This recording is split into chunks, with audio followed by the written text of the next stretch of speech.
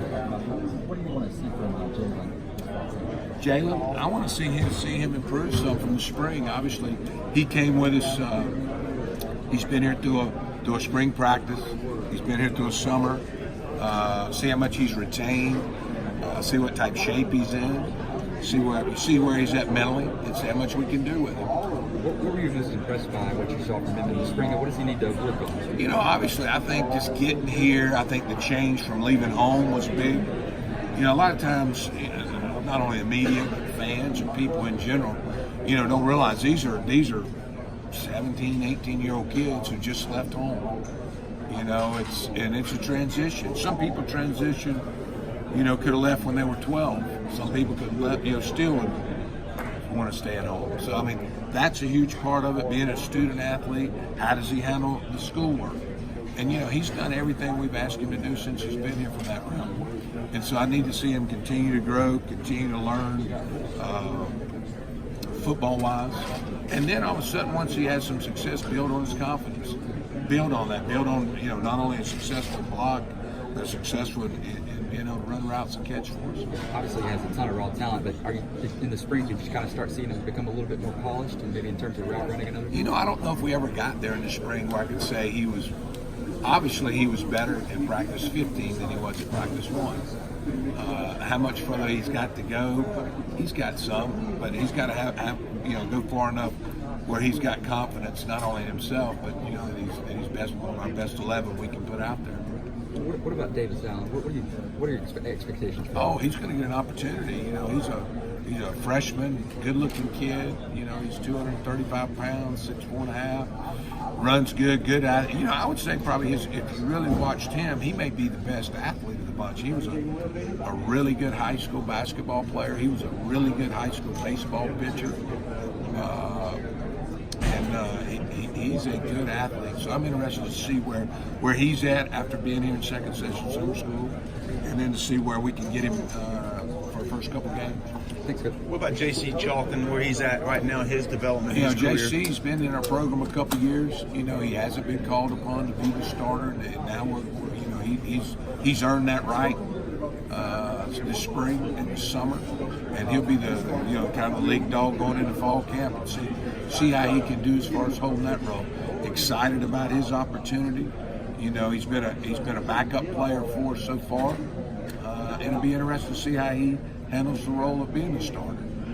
Who's the guy that's going to be the leader in that room? Milan Richard was a guy that was kind of outspoken, was the leader in that room. I would say JC's got to take that role. J.O. Banks is an older kid that's been around the block a little bit in the fact that he's older in age, being a transfer kid. So those two guys will probably be the leaders starting out. What about JL? What have you seen in him since he's transferred over, and does he have a role? JC or JL will have a role for us. He's a tough kid. He's a pretty good blocker, and he'll have a role for us somewhere on this football team. Are you still with the special teams? Yeah. Talk to us about your special teams coverage. What was the big change last year that you guys? It seemed like it was much better. How many touchbacks we had? Yeah. You kick that ball on the back of the end zone, you ain't got it covered. Yeah. No, that's part of it. Is BT Potter's success in kicking it off. Yeah. But coverage units are a daily must. It's kind of like shaving, or it's kind of like anything you do on a daily basis. Because you've got to be solid in a lot of areas, just like fitting a run defensively. We've got to have those gaps closed. We work extremely hard at it. One of the things that you get used to with a kid like BT is get used to him kicking it in the end zone, and you let down and no cover. And so you've got to assume everyone's coming out, and you got to deal with them like that. But those kids obviously. And then the other thing is, if you look at it, the kids that were on that unit had been on that unit for 3 years. They were puppies 3 years ago doing it. They became older. They became really schooled at it and good at it. Took a lot of pride in it. And that's kind of how they got better. What does it say about a player like Xavier Thomas to be on that squad and to take off downfield and with reckless abandon and take off the way he does? That's a big old athlete that can run, ain't it? Yeah. He's I think as the season progressed, we all knew, you kind of start off with a kid that's a freshman like that, and you've got a big old raw talent that can help your football team. And so you try to find as many jobs that he can handle mentally that's not going to hurt your football team. And a lot of the weight that carried, especially early in the season, was with our special teams. He was on kickoff return. He was on kickoff coverage.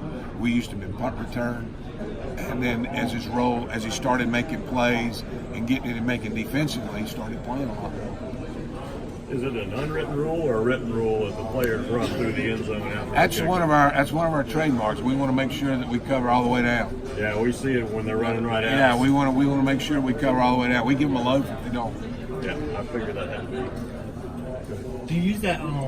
You look at your tight end group now and you think about it, are they better at the blocking parts of being a tight end, or are there some pass catchers? I think each of them have qualities that are good at different skill sets. I think the two freshmen, it's unknown what they're good at. You know, I think they both, they measure really well. They walk in the door really well. Can they put the ball down and get out of the way and actually play? We'll have to see. We'll have to put them in that environment and see what they can do. And that's yet to kind of be determined. J.C. Chalk would probably say his blocking's probably a little bit better than his he catches the ball extremely well. He has good hands. So those things will come as we get going this fall. What are some of the things you wanted to see Jalen improve on? Oh, Jalen, I think Jalen, a lot of it is just learning what to do and how to do it, and then be able to take it. I think he puts a lot of pressure on himself to perform, and if he has one drop, he's able to have a couple. So he's got to relax and just kind of grow with this thing and play, and it'll be interesting to watch this kid develop. What did Davis report at? I want to say he's 235. I haven't checked the weights this week. I know he was at last week, so he might have put on a pound or something. But he's a nice representative. I've been very pleased with him. Tight end is one of the most difficult positions to play in this scheme and everything. Yes, ma'am. How's Jalen progressing with the middle side of things? This spring, the best thing is he was able to get here and have 15 days of spring practice, which is a great addition for him. And then this summer, he's really taken it on and spent time in the film room, spent time, learning and doing a good job that way. He's been in skills and drills just like we have each summer. And so it'll be interesting to see how he shows back up in August and see how much he's been able to retain and improve on it. Thanks. I think he's a kid that came from Georgia State or Georgia Southern. Georgia Southern, yes. What did you see from him? He was this spring. He's a kid who's been used primarily as a blocking tight end mostly, but he's worked really hard on his pass catching. Look forward to watching him and see how much he's developed this summer. He's worked extremely hard. He's a mature kid because he's older, and he's been a little bit one of our leaders, holding everybody accountable for being there, being on time. And you've got new kids like Davis and Jalen. JC and JL are older kids that, are kind of the ringleaders for him. Ben, coming from the defensive side of the ball in the football families, he gave you a little bit of edge blocking. Who is that? JL. JL, yes. And then Luke Price has also moved over there for the defense. Has done well for us. What do you want to see from the tight end group within the first couple of days of camp? First couple of days of camp? Mm-hmm. I want to see who's retained the information. Obviously, and then to see who can basically, the first couple of days aren't in pads. Everything's kind of building to one of those scrimmages. What I want to see is how much they retain, what type of shape they're in, and then how much they can learn as we get going. As they build, really can't assess what kind of situation you got until after maybe one of the first or second scrimmages, and we're really not going to know until maybe after one of the first couple of games.